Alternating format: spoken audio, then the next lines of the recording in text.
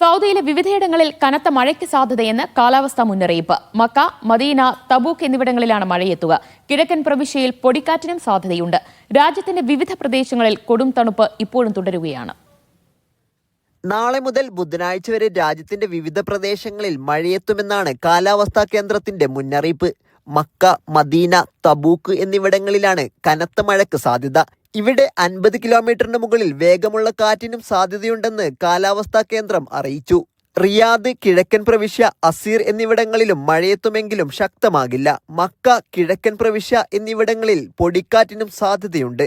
Riyadh, വടക്കുകിഴക്കൻ അതിർത്തി പ്രദേശങ്ങൾ ഉൾപ്പെടെയുള്ള രാജ്യത്തിന്റെ വിവിധ ഭാഗങ്ങളിൽ ശക്തമായ തണുപ്പ് തുടരുന്നുണ്ട്.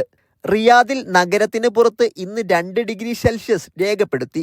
അൽജോഫ്, അറാർ, തുറൈഫ് പ്രദേശങ്ങളിൽ കുറഞ്ഞ താപനില -ഡിഗ്രിയിലാണ്. തബൂക്ക്, അൽ ഉല, മദീന, ത്വായിഫ് പട്ടണങ്ങളിലും കൊടും തണുപ്പ് തുടരുന്നുണ്ട്. 10 ദിവസത്തോളം ശീതക്കാറ്റ് തുടരുമെന്നാണ് മുന്നറിയിപ്പ്. Sabith Saleem, media 1, Jeddah.